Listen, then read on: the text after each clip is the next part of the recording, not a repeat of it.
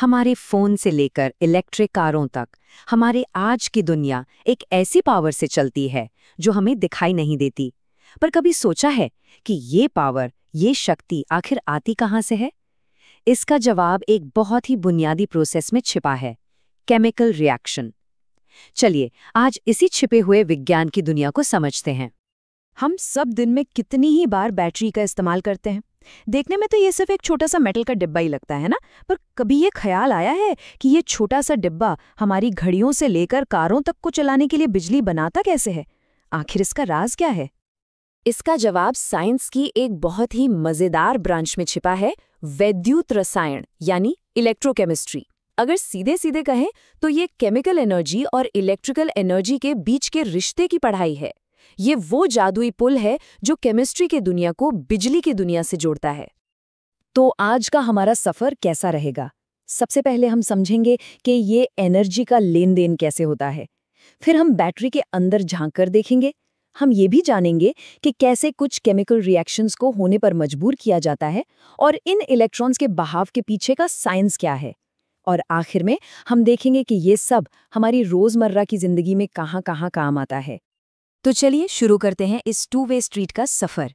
वैद्युत रसायन का सबसे बड़ा और सबसे मजेदार आइडिया यही है। केमिकल्स बिजली बना सकते हैं और बिजली से केमिकल्स बनाए जा सकते हैं। है ना कमाल का लेन देन? ये जो लाइन है ये समझ लीजिए कि इस पूरे टॉपिक का सार है। मतलब कुछ केमिकल रिएक्शंस अपने आप होती हैं और एनर्जी पैदा करती हैं, जिसे हम बिजली की तरह इस्तेमाल कर लेते हैं। और दूसरी तरफ हम बिजली का इस्तेमाल करके उन रिएक्शंस को करवा सकते हैं जो खुद से नहीं होती। ये दोनों तरफ से काम करता है। तो चलिए पहले रास्ते पर चलते हैं, जब केमिकल्स अपने आप बिजली पैदा करते हैं। और इसका सबसे बेहतरीन उदाहरण है गैल्वेनी सेल। आप इसे किसी भी बैटरी का दिल मान सकते हैं। इसे समझने के लिए एक क्लासिक एग्जाम्पल लेते हैं, डैनियल सेल का। इसमें होता क्या है कि जिंक और कॉपर के बीच ना एक कमाल की केमिकल रिएक्शन होती है जो अपने आप होती है। और ये कोई मामूली रिएक्शन नहीं है, ये बिजली का एक झटका यानी वोल्टेज पैदा करती है, पूरे 1.1 वोल्ट का। तो ये जादू होता कैसे है? इसे एक रेस की तरह सोचिए। एक तरफ है एनोड यानी नेगेटिव सिरा, जहां जिंक अपने इलेक्ट्रॉन छोड़कर इस रेस में शामिल हो जाता है। ये इलेक्ट्रॉन एक तार के रास्ते से भागते हैं और इन्हीं भागते हुए इलेक्ट्रॉन्स की भीड़ को हम बिजली कहते हैं। दूसरी तरफ है कैथोड यानी पॉजिटिव सिरा, जहां कॉपर आयन इन थके हुए इलेक्ट्रॉन्स का स्वागत करते हैं और उन्हें पकड़कर ठोस कॉपर में बदल जाते हैं। और हाँ, एक सॉल्ट ब्रिज नाम का पुल भी होता है जो यह पक्का करता है कि ये रेस बिना किसी रुकावट के चलती रहे।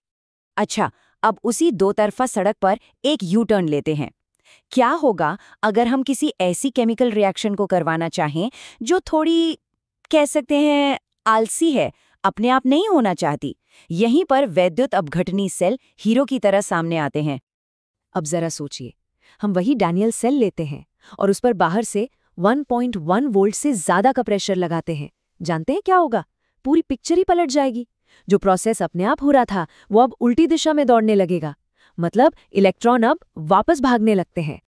इस बार जो बाहर से हम बिजली दे रहे हैं वो एक बॉस की तरह काम करती है और इलेक्ट्रॉन्स को उल्टी दिशा में दौड़ने पर मजबूर कर देती है।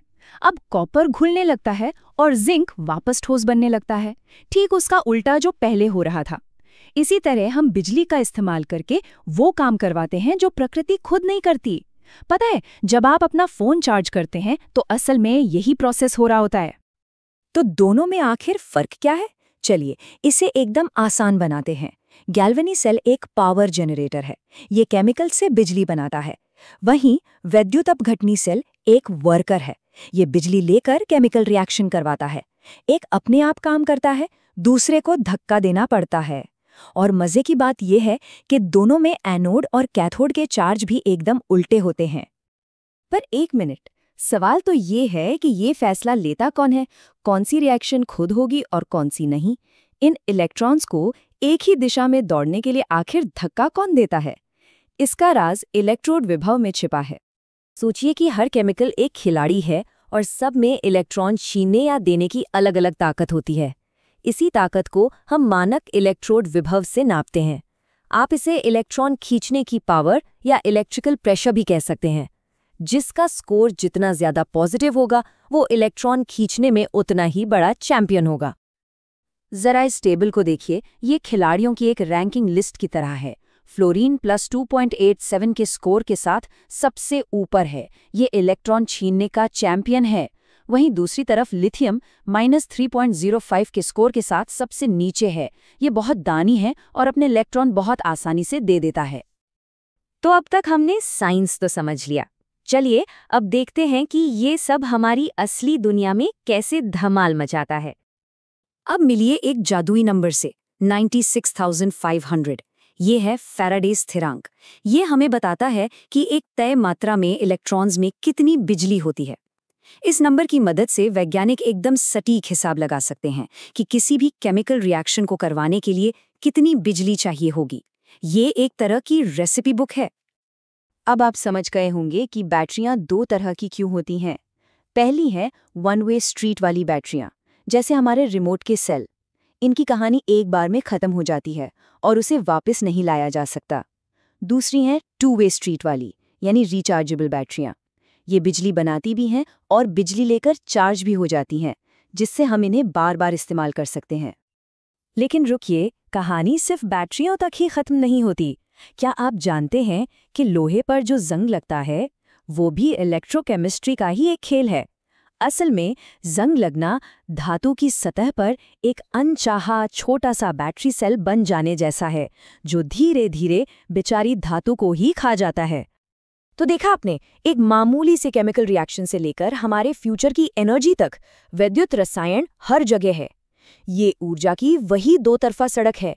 अब बड़ा सवाल ये है कि जैसे जैसे हम इलेक्ट्रिक गाड़ियों और क्लीन एनर्जी वाले भविष्य की तरफ बढ़ रहे हैं, हम इस छोटे से विज्ञान की बड़ी ताकत का इस्तेमाल अपनी दुनिया को बदलने के लिए कैसे करने वाले हैं।